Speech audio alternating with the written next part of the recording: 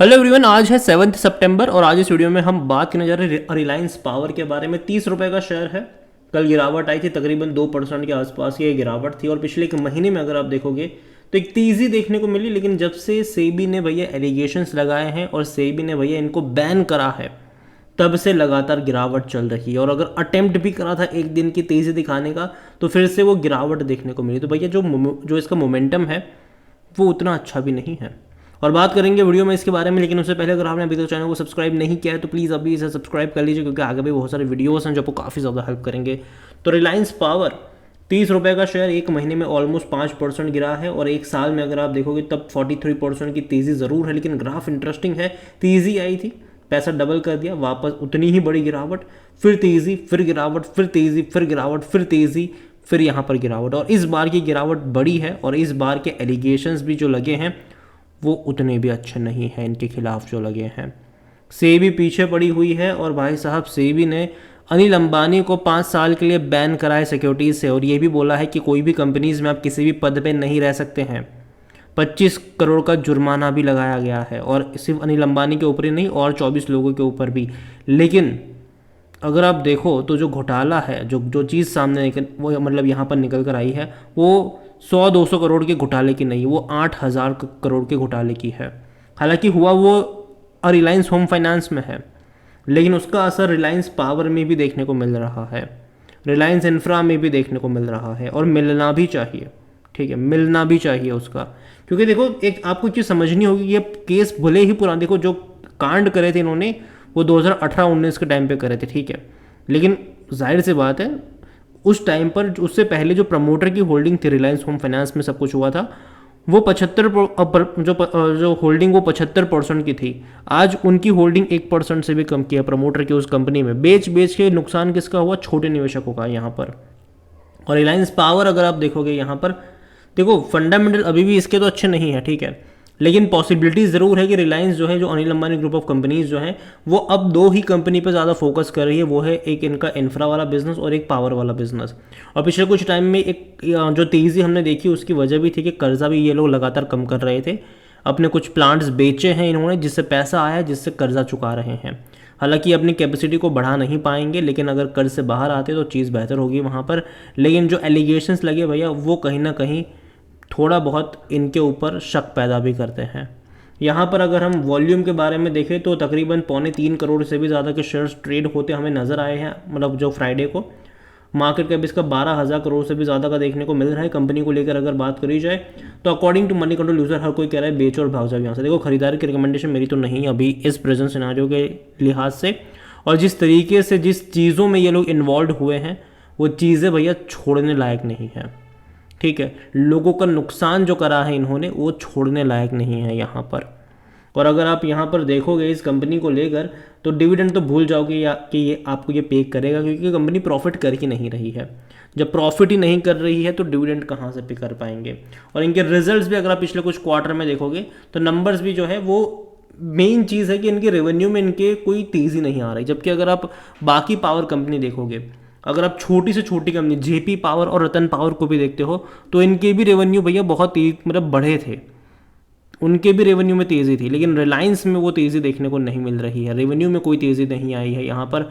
और ये कहीं ना कहीं एक नेगेटिव चीज़ मेरे हिसाब से है कि एटलीस्ट रेवेन्यू तो इनके बढ़ने चाहिए, जो कि ग्रोथ यहाँ पर नहीं है। रीज़न ये है कि इनके कई सारे प्लांट्स बंद पड़ गए थे, अभी कुछ प्लांट को इन्होंने बेचा भी है और उससे जो पैसा आया है उसका इस्तेमाल कर रहे हैं, या मतलब अपना जो डेट है उसको चुकाने वगैरह के लिए। और कंपनी का अगर आप पी रेशो देखोगे तो वो नेगेटिव में है, क्योंकि कंपनी प्रॉफिटेबल नहीं है, लॉस मेकिंग कंपनी है। जहाँ तक इनके फाइनेंशियल्स अगर हम देखेंगे तो लास्ट क्वार्टर के नंबर डिसेंट मैं कहूँगा, 97 मतलब करोड़ का लॉस हुआ ज़रूर था, लेकिन कंपनी से पहले 400 करोड़ 300 करोड़ तक के भी लॉस कर रही थी, तो नुकसान थोड़ा सा कम हुआ था। रीज़न है कि इन्होंने कुछ पैसा चुकाया है, जिसके चलते जो इनका फाइनेंस कॉस्ट है वो रिड्यूस हुआ है यहाँ पर। इनके रेवेन्यू भी तकरीबन 2,000 करोड़ के आसपास है। अगेन कोई ग्रोथ यहाँ पर नहीं है, पहले भी उतने थे 2022 में, आज भी उतने ही है। तो कोई ग्रोथ रेवेन्यू वाइज यहाँ पर हमें देखने को नहीं मिल रही है, जो कि नेगेटिव चीज़ मेरे हिसाब से है कि ग्रोथ दिखनी चाहिए इस सेक्टर में, पावर सेक्टर में ग्रोथ दिखनी चाहिए, क्योंकि डिमांड जिस तरीके से बढ़ी है, इवन प्राइस भी अगर आप देखो तो बढ़ी है। आज से 3 साल पहले जिस प्राइस पे सरकार बिजली खरीदती थी इन बिजली कंपनियों से, आज से 2 गुना 3 गुना 4 गुना दाम पे बिजली खरीद रही है सरकार। तो ये बड़ी बात है कि भैया बिजली ज़्यादा प्राइस पे खरीदी जा रही है, जिसका कहीं ना कहीं फ़ायदा इनको मिलना चाहिए और वो मिलता हो बाकी कंपनियों में देखने को मिल रहा है। अगर आप टाटा को देखोगे, अदानी को देखोगे, इवन छोटी कंपनी में अगर आप जेपी पावर, इवन रतन पावर को भी देखोगे, तो आपको इसके बारे में पता चलेगा कि भैया इनके रेवेन्यू बहुत तेज़ी से बढ़े भी हैं, स्पेसिफिकली 2021 और 22 का जो पीरियड था वहाँ पर। और जहाँ तक शेयर होल्डिंग के बारे में देखें तो प्रमोटर की होल्डिंग 23.24% की है, म्यूचुअल फंड 0.22% का स्टेक लेकर बैठे हुए हैं, डोमेस्टिक 2.84% पर है और एफ आई यहाँ पर 12.71। देखो बड़ी क्वांटिटी में एफ आई यहाँ पर जरूर है और डेफिनेटली उन्होंने खरीदारी पिछले 2 क्वार्टर में करी जरूर है, मार्च और जून में। लेकिन हमें ये भी समझना होगा कि भाई साहब जिस तरीके से एलिगेशंस लगे हुए, फ़र्क नहीं पड़ता कि एफ आई ने कितना खरीदारी करी हो, लेकिन आपको ये भी चीज़ समझनी होगी एलिगेशन जो है वो गंभीर है, उसको हल्के में छोड़ा नहीं जा सकता। यहाँ पर रिटेल की अगर हम बात करें 28.29% का स्टेक उनके पास है, अदर पार्टीज 32.70% का स्टेक लेकर बैठी हुई है। ओवरऑल अगर बात करूँ इस कंपनी के बारे में, रिलायंस पावर के बारे में, तो दिक्कत है यहाँ पर मुझे लगता है कि जो खामियाजा इनको भुगतना पड़ रहा है वो रिलायंस होम फाइनेंस में करे हुए जो घोटाले इन्होंने थे आज से 4-5 साल पहले, 5-6 साल पहले, उसी का भैया इनको जो है वो यहाँ पर फिर से लौट कर इनके सामने आया है और जो कि आना भी चाहिए। और कहीं ना कहीं सिक्योरिटीज़ ने जो एक्शंस भी लिए हैं वो अभी भी मुझे लगता है कि बहुत छोटे एक्शंस हैं।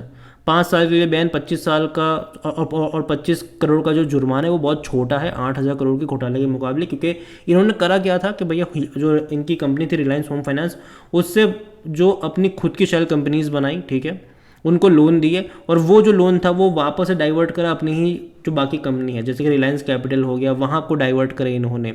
तो ये चीज़ आपको समझनी चाहिए कि भाई लोगों का वो पैसा था और जो कंपनी अच्छा खासा प्रॉफिट कर रही थी, अब सारा का सारा जो बाद में एनपीए ही हो गया, ठीक है। और लोन पता है कैसे किया कि उन कंपनियों ने जिस दिन इनको मतलब इनके पास लोन की रिक्वेस्ट करी, जो रिलायंस होम फाइनेंस के पास जब लोन की रिक्वेस्ट करी, उसी दिन इनके लोन अप्रूव भी हो गए और पैसा ट्रांसफ़र भी हो गया। 24 घंटा भी नहीं लगा भाई साहब इनको, ठीक है। जबकि अगर कोई बाकी कोई जाता है तो मतलब आप एप्लीकेशन दो, ठीक है, अप्रूवल आने में टाइम लगता है, उसका पैसा डिस्बर्स होने में टाइम लगता है। यहाँ बिल्कुल भी नहीं, जिस तारीख को एप्लीकेशन दी उसी तारीख को अप्रूवल मिला, उसी तारीख को पैसा भी बैंक में ट्रांसफ़र कर दिया इन्होंने।